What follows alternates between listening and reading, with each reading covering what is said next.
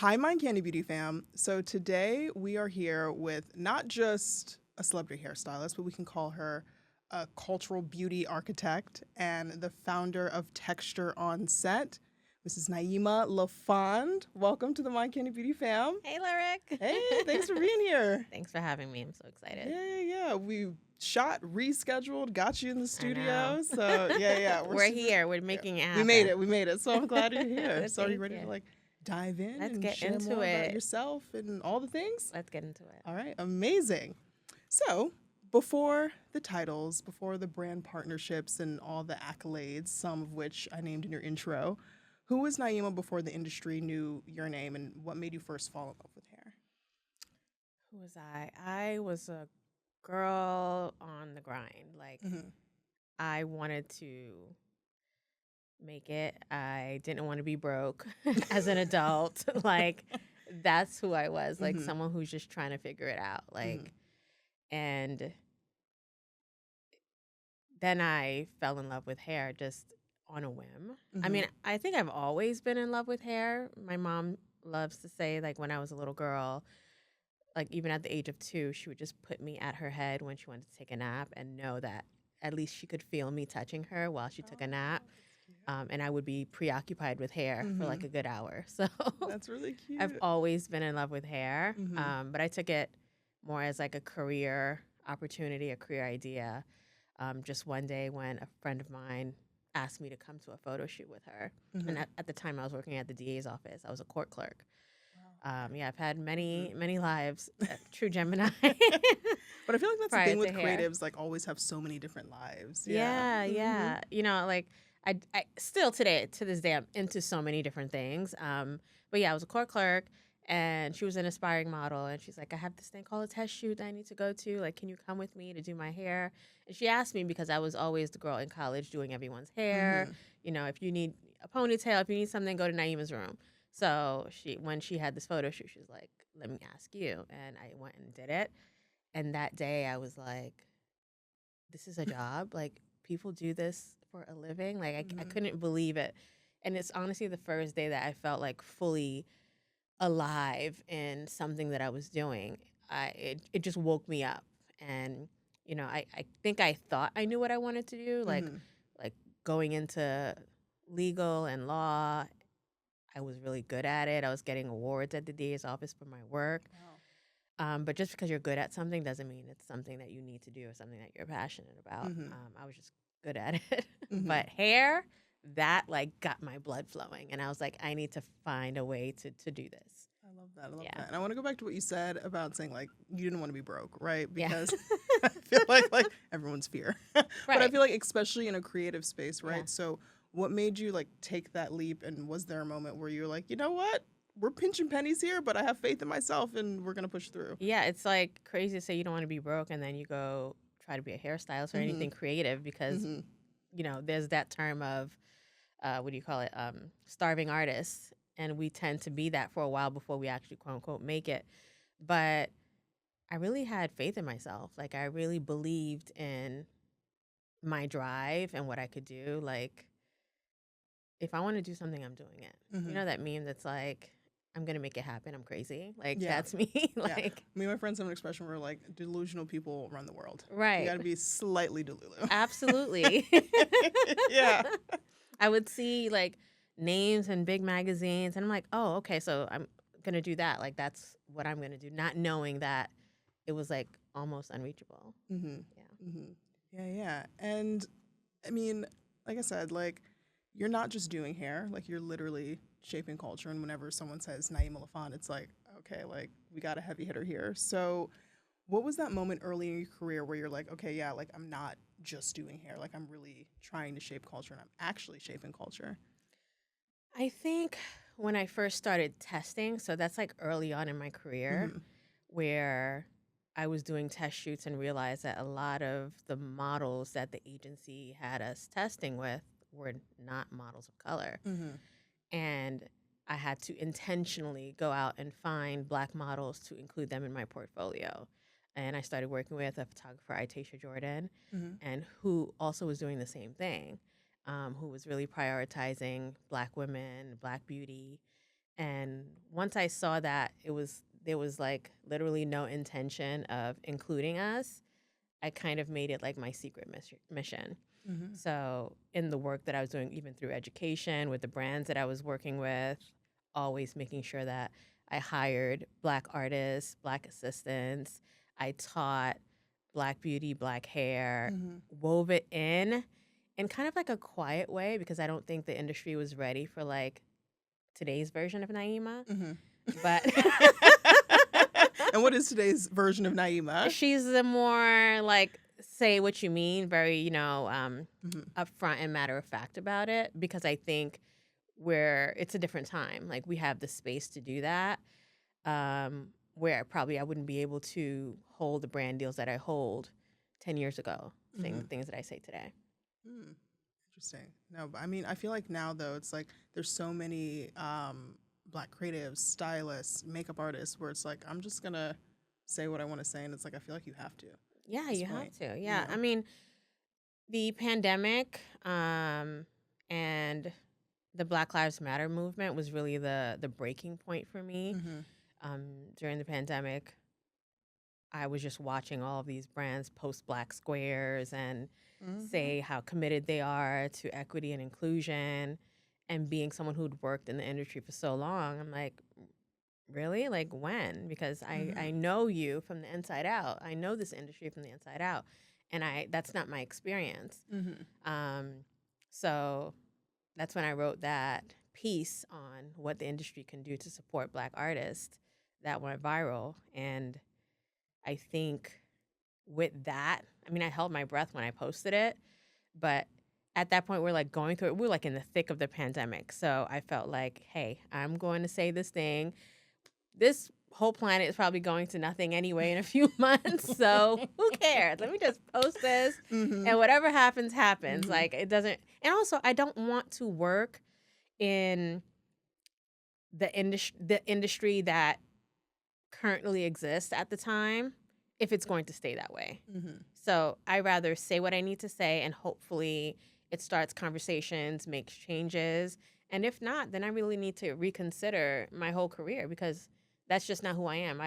I'm really anti things that make me unhappy, make me uncomfortable. I'm not going to stay anywhere that I'm not happy. Again, true Gemini actions, but yeah, I just felt like, hey, I'm going to just say the thing and hey, let the chips fall where they may. Mm-hmm. And you said you were holding your breath before you posted it. What did you think was the worst thing that was going to happen when you posted it? Being blacklisted for sure. Also, maybe the brand that I was working with pulling themselves away Mm-hmm. from me, like Mm-hmm. breaking relationships. Those were the main things that I thought could happen, but that's not what happened. Mm-hmm. The industry actually leaned into it, and I think it because it was a long overdue conversation. And the good thing about it is that there are a lot of people who do want to do the right thing. Though we have this huge gap, this huge issue, we have these problems, there's a lot of people that want to fix it. Mm-hmm. And that's who I talk to. That's who I'm sure a lot of people who don't want to fix it and are completely fine with the industry the way it is. That's not who I'm talking to. I'm talking to and dealing with those that are like, you know what, you're right. We have been in the wrong. We have not been doing this the right way. Let's Mm-hmm. come to the table. Let's figure it out. Yeah. That's what I want to Yeah. talk to. And I'll go back to the black squares too, because honestly, nothing irked me more The than black seeing squares, those girl. black squares. And I'm like, y'all, you've never said A anything thing. to support blackness in general, and now you're just like posting a square. The square know? and then nothing after was crazy. Yeah. And it's like maybe I just won't post for like a week after this and just let this live Right. and The then square go was like back the to, easiest thing to do. Yeah, Like yeah, they just yeah. need a square. Okay, well, we'll just post that real quick. But I feel like we're seeing that now too, because 2020 was such a double-edged sword. I feel like because obviously you had the tragic murder of George Floyd, but then on the other hand, it opened the doors to conversations and it made people of color feel empowered to speak up. And then now, years later, because of the current climate, you're seeing brands really pull back, you know? Yeah. Yeah. Brands are definitely pulling back. But at the same time, there are a lot of brands that are also leaning in and moving forward and trying to do the right thing. So again, like I try to speak to the people that it's talking to me. I'm talking to Mhm. whoever's talking to me. That's who I'm talking to. Yeah, So yeah, try not to focus on what's not happening and who's not doing the work, because that can really derail you, yeah. Mhm. and also discourage you. So whoever doesn't want to do the work, whoever wants to pull back or cut ties from the Mhm. situation or feel like they've done enough, cool. Also, hot take too. I like when brands are transparent, saying like, "Look, we don't serve you," so it's like, okay, I know to Yeah, you stay know, away, keep it hey, pushing. You exactly. know? So you don't waste your time. Yeah, yeah, yeah. Yeah. So you've navigated a lot of high fashion spaces that historically weren't built with, textured hair in mind and black beauty in mind. So what did you have to unlearn, and what did the industry have to learn? Hmm. I think I had to unlearn that we're all in this together because we're not. We really are not. Mm-hmm. It tends to be who's who, and I'm not going to tell you what I'm doing here, or Mm-hmm. not sharing information. This the crabs in the barrel mentality that can also happen. So I had to really learn that, girl, you have to figure this out on your own. Mm-hmm. I mean, I think that's why I'm so adamant about mentorship today. But what the industry had to learn was that I'm also very relentless. Like when I want something, I'm going after it. The door is closed, I'm kicking it. So that's what Mm-hmm. they had to figure out. Yeah, yeah. Even now, starting Mind Candy Beauty, I see that like obviously there are people like you and others that have like really supported. There are the people that I'm like, Mm-hmm. okay, like what's really going on here? Right, right, right. Yeah, yeah, which is a little bit disheartening, but also it's like Yeah. it Hey, is what it it is. is You what it gotta you is. gotta learn early. Right, right, right. Yeah, yeah, yeah. And do you feel like with texture on set that there's been a lot of support behind it, or have you had those moments where you're like, okay, wait, like I thought, you're here and riding with this, but what's going on? There has been a lot of support. I'm just Mm-hmm. really grateful for all the brands that are stepping up. Honestly, very surprised at all the Mm-hmm. brands are, and also the level of brands that step up. Like some of the biggest brands are sitting at the table to help make this happen. Um, but also there's the ones that I'm like, oh, like I'm surprised that you don't even want to have this conversation. And I guess I shouldn't be surprised, Mm-hmm. but I think I often go by what people show on social media Yeah. and what they show in their marketing, where you think Mm-hmm. like, you're going to be one of my first phone calls because of who you say you are. Mm-hmm. But when you get behind the drapes, it's not the deal at Yeah, all. it's the performative. It's very performative. Mm-hmm. So it's Mm-hmm. really learning that, understanding that, not taking it personally, staying really steadfast on the mission. Mm-hmm. Because that taking it personal can really derail you, where you're like, oh my God, like I thought I was going to get support here. I thought these people were going to help me. Don't expect anyone to help you. Mm-hmm. I always expect that I'm going to figure this out on my own. And whoever comes along for the ride, thank you. Whoever doesn't, oh well. Yeah. Yeah. It's like, thanks for showing me early. Yeah. Yeah. Yeah. Mm-hmm. Mm-hmm. And I want to circle back to, being backstage. So, as a Black woman in leadership backstage, keying shows, leading teams, what does it mean to you to lead in rooms where you may be the only one or the first one? Mm. It really means that you have to set the pace, set the tone for the Mm-hmm. room. Um, and also, I think just me existing, or just a Black artist existing at the helm of the backstage space, really changes the energy of the room, Mm-hmm. especially for Black models that walk in that are like, wait, you're the key? Mm-hmm. So I learned that early. I think it was like my first show that I keyed my first New York Fashion Week, official New York Fashion Week show in 2013, Mm-hmm. with Azette Jean-Pierre. Mm-hmm. And I remember a model sitting in my chair, and people were coming over to me, assistants, and asking me for like the approval for the looks. And she looked up. She was like, "Wait, you're the lead?" I'm like, "Yeah." She's like, "I've never been at a show with a Black woman as the lead." Mm-hmm. And at that time, I didn't know that. It was my first official show, so I didn't know what was going on backstage at my first show at New York Fashion Week. Leading was also my first show. Period. I had never assisted backstage at New York Fashion Week Really? prior to keying a show. That's interesting. Yeah, so I was like Yeah. thrust into keying a Mm-hmm. show. So I had no idea what the landscape was like. And when she made that statement, that's when it dawned on me. I'm like, whoa, I Yeah. didn't know that this was a thing. Yeah, and I want to double click on that too because Yeah. I feel like a lot of people that watch the podcast are also creatives in themselves. Mm-hmm. So saying like you never assisted backstage before to then just be thrust into, keying a show. What was that path to keying that show? Yeah. So that's not a normal path. Mm-hmm. Often you have to like assist for years and then key. But my career is very different from a lot of people, I say, in a way, because I I did editorial work Mm-hmm. and then no shows, just editorial, like straight fashion, like magazines, print. And then I went on to be an artistic director at a brand. And that was like the large part of my career, being an artistic director. Mm-hmm. And with that title, when brands sponsor shows, Then you that's lead. how I Yeah. got to be the key at the Mm-hmm. show. So it's not a normal path. It's usually the opposite, where you are an artist for a really long time, then you make a name for yourself, and then a brand wants to work with you is like the highest level, and you get those brand deals. But I did it in the Mm-hmm. opposite direction. Mm-hmm.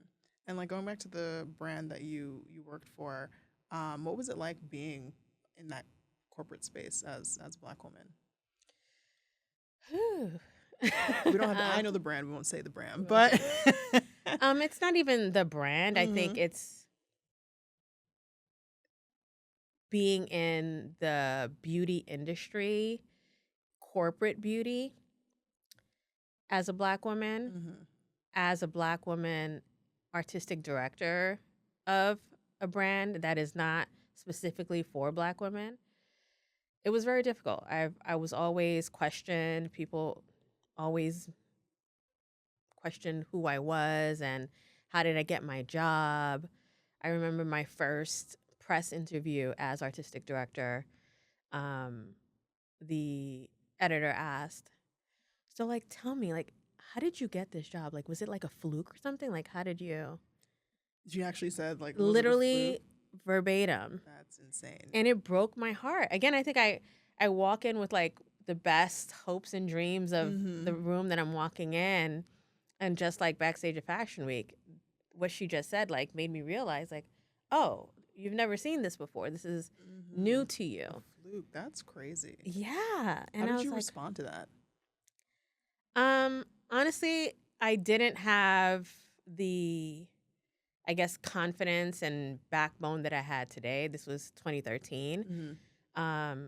So I think I just kind of humbly answered the question and said, I worked really hard, applied for the job, and I got it. But I also went home and like I was in tears, like, and my husband was like, "Don't let this break you. Mm-hmm. Don't let this," because that's how they stop you dead in your tracks.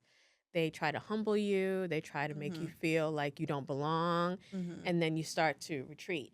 Like, okay, let me, this is not for me. Mm-hmm. But I was intentional about, you know what? I'm going to keep showing up. There's nothing that you can say to me, nothing that you can do to me to back me out of this job. Mm-hmm. And there were so many instances where people tried to make me feel small. Like someone walked into the office one day who didn't work there, and he was like, mind you, I'm just sitting at my desk, minding my business. He handed me a notepad and a pen. And I was like thinking first, like, who are you? And like, he's like, here, take this and come with me. And I was like, okay. And I walked with him. He walked Mm-hmm. into the conference room and he sat down, and the CEO was sitting there. And I'm looking like, why am I here? And he's like, oh, I just brought the intern in to take notes. And she's like, yeah, that's not the intern. That's our artistic director. Wow. Yeah. You're better than me because I'm just like, how did you respond to this? I just got up and walked out. Wow. Again, like, I don't think there was space for huge emotional reactions. Mm-hmm. And also, strategically, I wasn't giving anyone huge emotional reactions to anything, because I think taking on those moments emotionally would have broken me down. Mm-hmm. Like, if everything that I encountered, I responded emotionally, I don't think I would have made it to where I am today. I had to just take it on the chin, take the L, swallow it, and take it as something that's not going to break me and keep it moving. Yeah. Yeah. Yeah. No, I get that. I mean, I'm a black woman on the corporate side too, so Yeah. I totally get it. You can't always give those emotional You reactions. can't, Yeah. because it's breaking you down more than it is them. Mm-hmm. Yeah, because if Because every time you have to respond emotionally, yeah. there are going to be a lot of things. It's Mm-hmm. not going to stop. Mm-hmm. So you can't let each thing be this huge thing in your life, huge experience that you're like taking on, like, and taking so personally. It was personal, but I can't process it that way. That one I probably would have popped off though. Again, Unfortunately. 2012, 2013, Naeemah is very different than today's version of Naeemah. Yeah. No, for sure. Look, I speak my piece all the time. And I think Sometimes for the it good, sometimes for the worst. I don't know. right. Right. Again, I think that more docile version of me Mm-hmm. at that early parts of my career Mm-hmm. is who I needed to be for the early parts of my. Because if I came in popping off at everything, they would have been like, "Oh, let's get this black girl out of here. Yeah. She's doing the most." Yeah. Right? No, for sure. Yeah. Yeah. I mean, now, like, even when I like first started, I was quiet. I was young. I was Right. 21, and now I'm just like, okay, I've been doing this for a long time. Yeah, Like, yeah. we're just gonna. This Yeah. is what it is. This is what it it's is. not. Yeah, You know? exactly. Yeah. Yeah. Mm-hmm. So. Mm-hmm. That's crazy though. This is the intern. Wow. Again, better than me. So I want to tap back into texture on set and do more of a deep dive there. So, what was the gap that you were seeing backstage that made you say, okay, like enough, something has to change. The industry needs texture on set. It was really all the experiences from models. The models are who pushed me to do this event, who pushed me to really take this endeavor on. They're the women sitting in the chair. They're the women feeling the experiences first. That's whose emotional reactions backstage to seeing someone that is going to take care of them. I'm like, this can't be something that's like, oh, by chance you have, someone that can do your hair. Like, that's not okay. You should always feel safe walking into a space. And seeing also the dichotomy, the differentiation of the experience of a black model and a white model coming into set on the same day. They're having two totally different experiences. The black model is prepping in advance, doing things to her hair, having conversations with production. There's a whole thing about what's going to happen to her hair. What does her hair look like? And it's a whole thing. So it's kind of like a black model tax that happens where they have to like really put in more work. Maybe they're up early, washing their hair, doing a 2-strand twist, prepping it so it looks done, so that when they get on set, there's not much to do because we don't know who's going to be on set doing the hair. Sure. Right? So that prep in advance is so unfair. It's like you're doing all this extra work when another model who doesn't have textured hair just rolls out of bed and shows up. Messy ponytail. Yeah, messy ponytail, and she's taken care of, So that's just so unfair to me. And hearing those experiences over and over and over, I was like, I feel like I'm in a position to do something about it. So that's what I did. Yeah, and going back to like the black tax too, it's like these black models come on set anxiety driven, but then still have to overperform and sell it. It's just like always having that additional, thing to worry about. Even like going back to what you said in your corporate role, it's like I have to, as a black woman, prove myself that I'm meant to be in this space and I'm here, but at the same time I have to compartmentalize all of these micro and macro aggressions. True. So what does real inclusion backstage actually look like to you, like beyond the buzzwords? So if a brand or a designer says they care, in your opinion, what should they actually be doing? It really just comes down to the hiring practices. Are you hiring artists that can do the job? Black artists, white artists, whoever, who can do the job? That's where I can see that real change is happening, because there's a lot of there's a lot going on backstage, or not backstage. There's a lot going on in production that production needs to take accountability for. We speak to the artists a lot. We speak to the hairstylist a lot about making sure that you're educated, make sure you take these advanced classes, make sure you do this, make sure you do that. But how'd they even get the job, right? we need to really make sure that we look at production. Like, how did they even get in the room to be able to mess up this girl's hair when their portfolio shows no textured hair at all, or shows minimal amounts of textured hair? What vetting process did we go through to get her there? So for me, true change looks like better hiring practices, looks like hiring people who are actually skilled at doing the job. I'm also curious too, what does casting diversity look like to you? Casting diversity, I feel like there is a lot of casting diversity now, but they don't know what to do with it. That's the thing. You're hiring more models of color, and you're putting them in the room only to traumatize them. Like heat damage. Right. Yeah. So like, we're fixing one issue, but it all comes together. If you're going to hire a Black model, you need to hire someone that can take care of her. You need to hire someone that can light her. It all comes together. Yeah. And it's like, obviously there's been a lot of, change for the positive too, in the industry, but where do you think the industry is still falling short? Like, would it ever get to its final form, in your opinion, and what would that final form look like? I feel like maybe this is delusional, but I feel like it can get to its final form. The final form meaning that we don't have to have these conversations anymore about what diversity looks like, what equity looks like, where the gaps are, that people are just creating art freely without trauma. That's what it looks like to me. Hopefully it can happen in my lifetime. I'm hopeful that that can happen. But I think all hands on deck. I love to see where like artists are like, I didn't understand the issues before, but I see what you're doing with texture on set. I understand the conversation now. I want to show up. I want to come to the event. I want to understand better for myself, for my career, for the people sitting in my chair. I'm seeing a lot more of that, and that alone makes me hopeful. Okay, nice. So, I mean, we've touched on this a little bit already, but how do you protect your artistry and your piece in this industry, and an industry that can really honestly commodify Black aesthetics, but also overlook Black leadership, which I feel like is big in the industry right now because we're seeing a lot of Black leaders kind of fall off. So right. I think my response to any challenge is always to just lean into it. I've definitely had the experience of people stealing my work and using it as their own, or stealing my aesthetic and using it as their own. I mean, people in high positions when I wasn't in the position that I am today.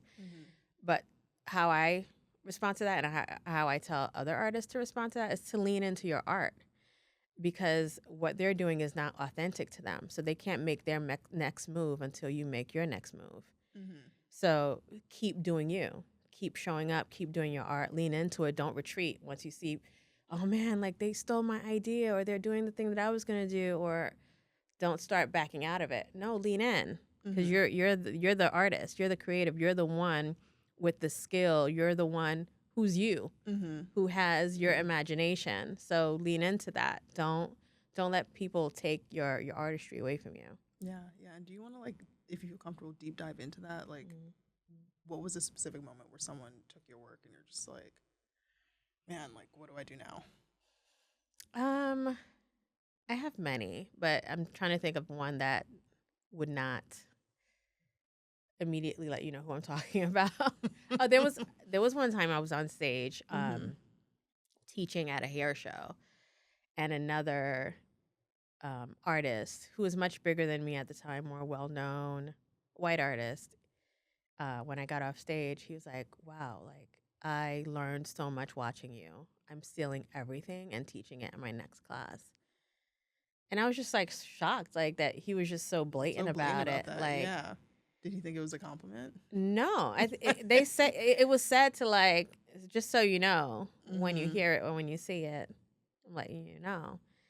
And I was just like, whoa. And mind you, you just get off stage, like the adrenaline is high. So it's like someone's just coming at you with this. And I just walked away like, did that just really happen? Mm-hmm. And it did, because someone took his class and they were like, Naeemah, he's using all the terms that you made up and the things that you said. And I was just like, wow. Mm-hmm. But again, how I respond to that is continuing to teach how I teach, Mm-hmm. because you didn't come up with those things. You don't even know why I say the things that I say. So you're Just not, like you're kind of just like regurgitating it. you're And there's regurgitating. nothing You're not behind able it. to back it up. Yeah.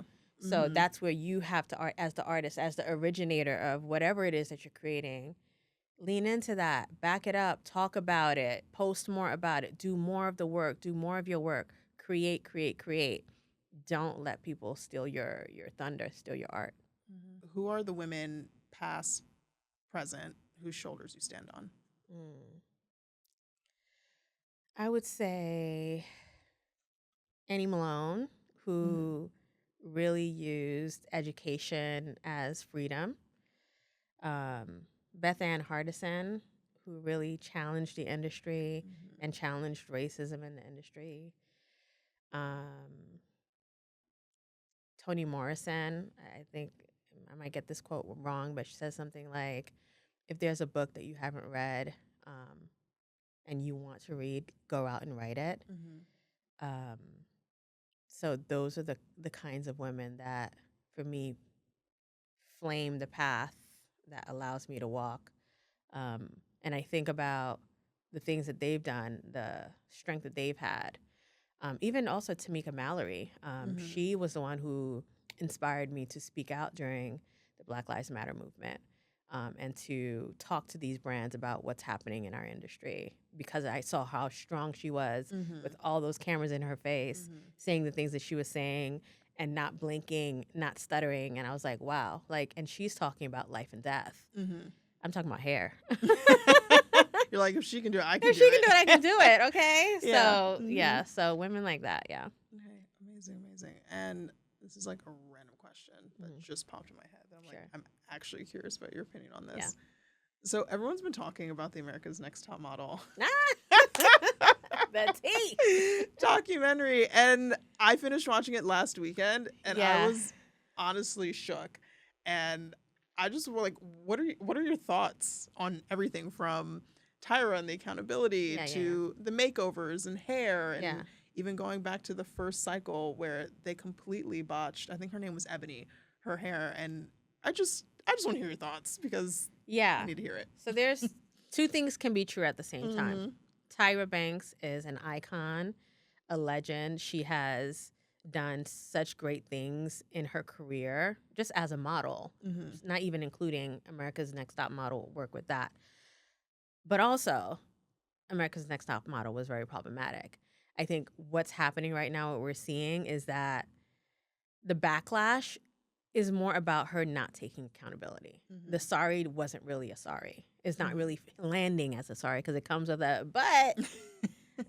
She was kind of 10 toes down, honestly. Yeah, so it's not landing maybe how she thinks she's landing, and that's the issue. I don't think people would have much of a problem with the apology if she was just, I'm so sorry for what happened. I look back at these tapes and I'm disgusted at my behavior and, you know, what the norm was back then. It's completely not okay. I apologize to these women and the experiences that they had and the trauma that they went through. Full stop, period. Because a lot of people, there were a lot of things that were not okay in the early 2000s. Of course, in years before that, you know, I think we get more aware as the years go by. So I don't think she would have been crucified today if the apology was sincere. Yeah. You know, like, it could have been like, okay, yes, this happened, but, you know, she apologized and she sees the wrong in her ways. Cool. But that's not what's happening. Do you think this kind of torpedoed her, whatever her next is going to be? But yeah. What do you think? I hope not, because that's not the next that I want for her. Like, I feel like she is such an icon that her next shouldn't be this, like, trashy version of a reality show, you know. I think she wants to cycle 25. Yeah, it's a like, little scary. I don't know. It's not giving legend. I don't want that for her. It's not. It's like there's so many people right now that I feel like have just torpedoed their careers and their icon status, including, well, Nicki Minaj. Now we're just like Yes, talking girl, about her, girl. just Yeah, like, yes. I you hate know, that. I hate that. yeah.